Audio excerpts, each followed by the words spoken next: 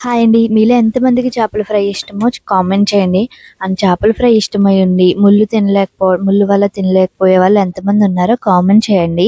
ఈరోజైతే మనం వంజరం చేపల ఫ్రై అయితే చూసేద్దాం. ఈ వంజరం చేపలో అయితే అస్సలు ముళ్ళు ఉండదు. సేమ్ చికెన్ లాగే ఉంటుంది. టేస్ట్ కూడా చాలా బాగుంటుంది. మీరు ఎప్పుడైనా ట్రై చేయకపోతే ఒకసారి ఇలా ట్రై చేసేయండి. ఫస్ట్గా అయితే నేను ఆయిల్ వేసుకొని అందులో పచ్చిమిర్చి బాగా వేయించేసాను.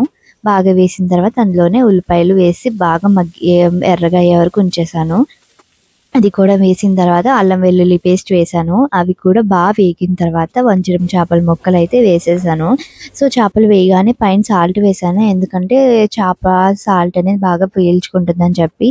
సో అవి కూడా బాగా మగ్గిన తర్వాత అందులో కారం, ధనియాల పొడి, జీలకర్ర పొడి, పసుపు, అలాగే కొంచెం జీడిపప్పు, బాదం పప్పు పేస్ట్ అయితే వేసాను.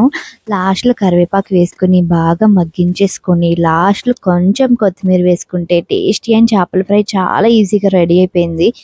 ఎవరన్నా ట్రై చేయకపోతే ఖచ్చితంగా ట్రై చేయండి. మీరు ఇంకా మంచి మంచి వీడియోస్ కోసం మన ఛానల్ని సబ్స్క్రైబ్ చేయండి అండ్ అవసరమైన వాళ్ళకి షేర్ చేయండి.